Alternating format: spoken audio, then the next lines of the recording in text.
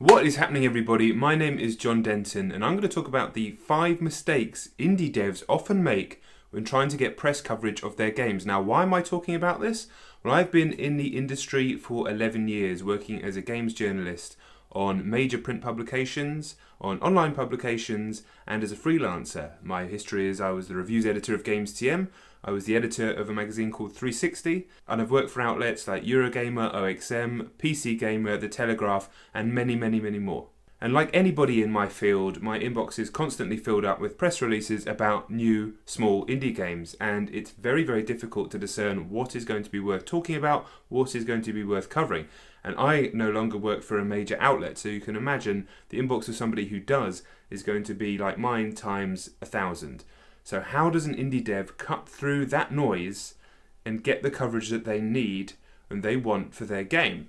Here are 5 mistakes that I think a lot of indie game developers are making.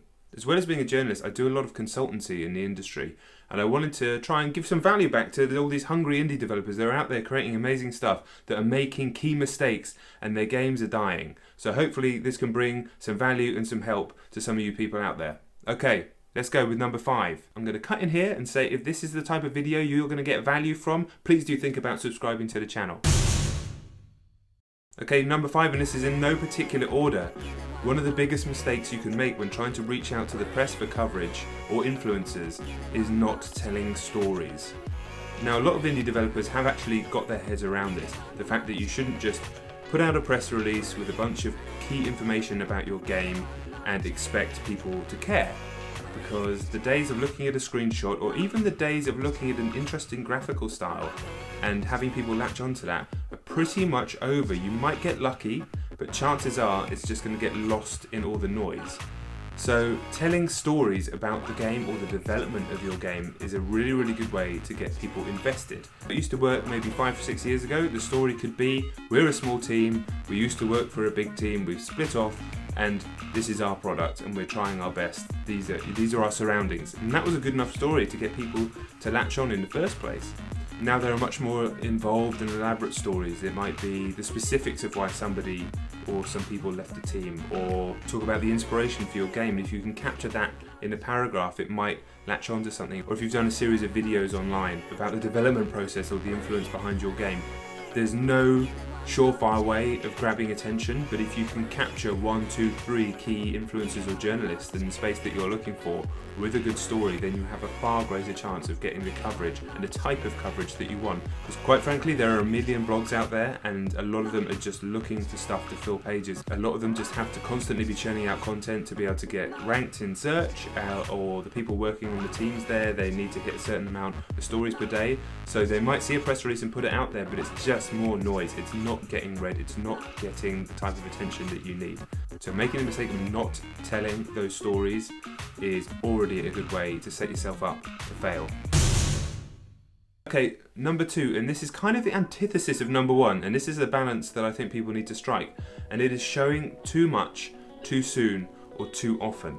Now, I follow a lot of indie devs on social media and I'm part of different groups on Facebook and things like that. One of the areas where I think a lot of these developers and teams are making the mistake is they're thinking that what is very interesting to other developers, like little bits of key art here, one little bit of like animation process here, or a little bit of AI routine that you've worked on, that's great to share in an indie game Facebook group or an indie game Reddit or a developers community, or show to people that like Brighton Indies or something like that. But constantly putting that out as part of your brand, say you have a studio Twitter and you're constantly putting out small things like that, you're going to lose a lot of people straight away. You're going to lose interest because, quite frankly, the consumers don't care at all and the press don't really care. If you're coming up with some huge innovation and that's the story behind your game, going back to the previous one, some huge AI thing, and that's the story, then fantastic. That's exactly what you want to be doing. But I think a lot of developers need to remember that what you're showing to your peers isn't necessarily what the press and the public need to see, and it pays to have a little bit of mystique behind your game and only putting your best foot forward when you're going out publicly. Quite frankly, if I've seen 2 years of incremental changes across someone's social media of a game that doesn't even look that original to me, why would I talk about it in the end? But if you come to the press and the influencers that you want to have speaking about your game, and you have that stuff packaged in an interesting way, then you're far more likely to win, and you're far more likely, again, to get that coverage that you need. Okay, number 3, and this won't apply to everybody, especially the really, really small teams or solo creators, but number 3 is hiring the wrong type of PR, and this actually does tie into number 2 a little bit.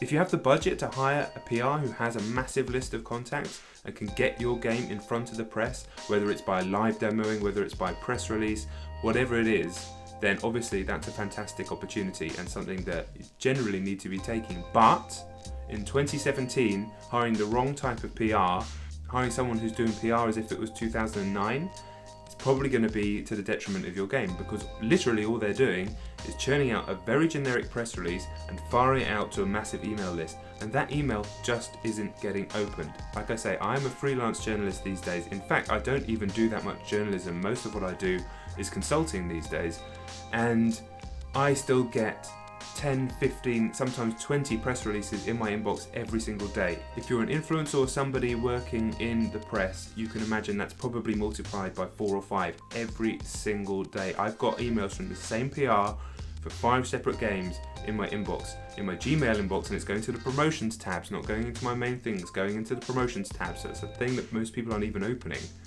And I'm getting 5 weirdly named games with this subject line, and chances are I'm not opening them now. Since I've been doing this channel, I've been opening more just on the off chance, because I'm actively seeking these types of games. Bigger outlets aren't actively seeking those types of games. They don't need them for the type of coverage that they're trying to produce. They don't need them for the type of readership they're trying to get.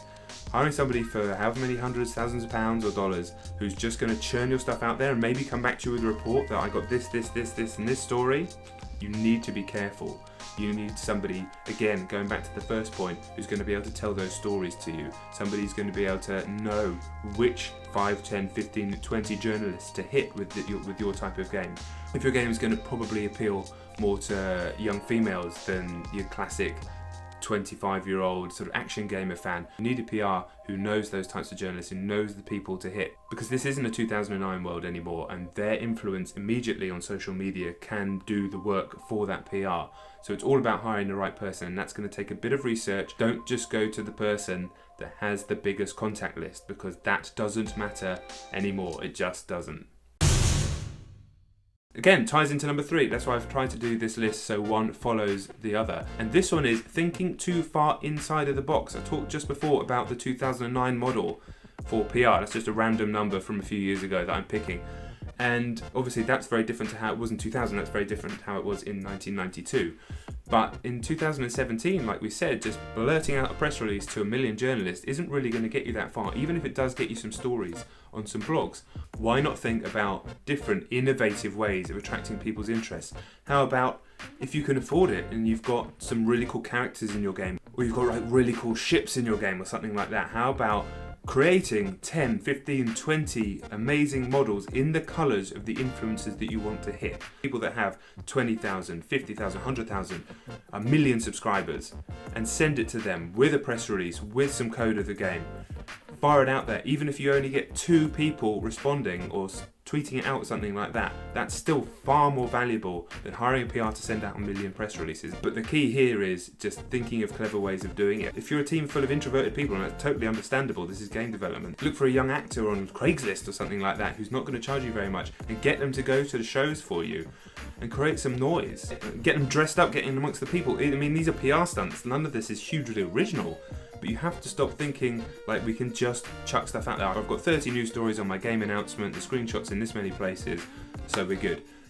Because chances are when you come to your Steam sales or comes to the console sales, it's not going to matter. If you create that drama, and this is PR 101, there are variations on stunts, but there's ways of doing it these days with the influencer space, with social media, where you can do things, and think of ideas that aren't necessarily going to hit the scale, the sheer breadth of all the outlets that you might want to hit. But if you can hit those 2 or 3 people, if you can get PewDiePie to tweet about your game once, opinions on him notwithstanding, if you can get him to tweet about your game once with a clever piece of marketing, that's going to be massive compared to hitting 50 blogs that nobody's really reading anymore. I've saved the most important one till last, and this is a mindset thing. This is not really practical advice, this is a mindset thing. Okay, here we go.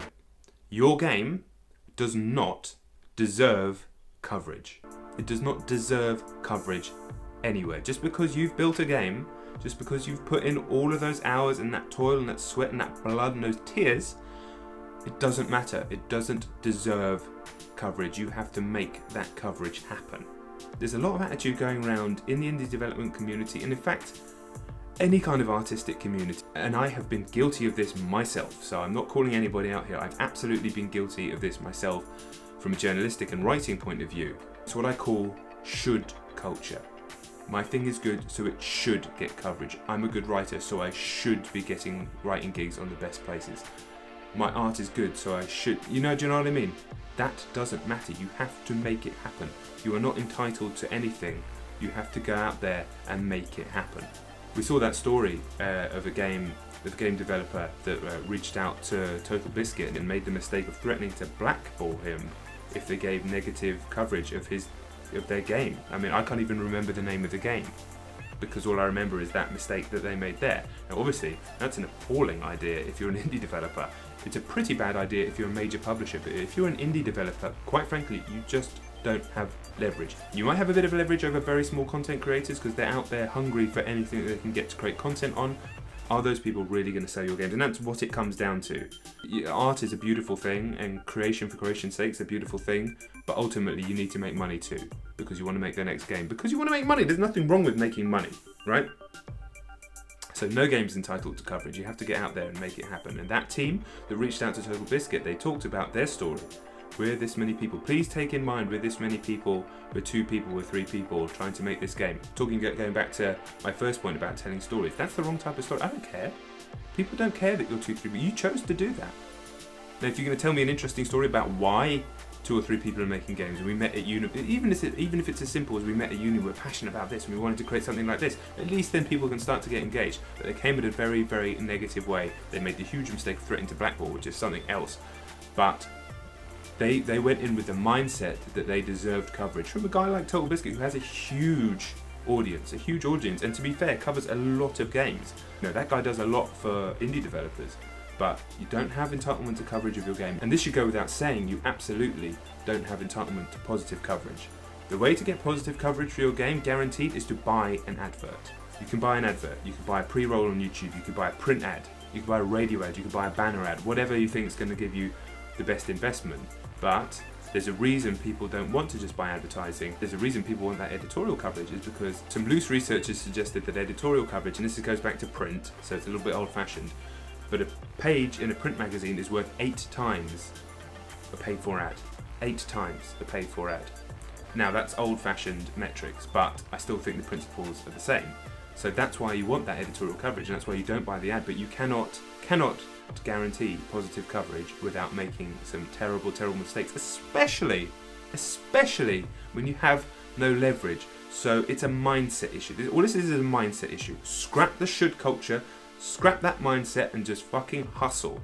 Hustle to get that done. Make the right choices, make smart choices to get your game in front of the right people, and hopefully you can win. And of course, ultimately, it does come down to the game being good as well. But make no mistake, there are some 9 out of 10 games out there that are getting no coverage and they're selling no copies, and there are some 6, 7 out of 10 games that have done all of this stuff right and all the other stuff as well, and they're getting out there making hundreds of thousands, millions of dollars. I really hope this has given value to people out there who are maybe starting out in the indie development or have had some struggles in the past. Like I said, I do have a lot of experience in this field.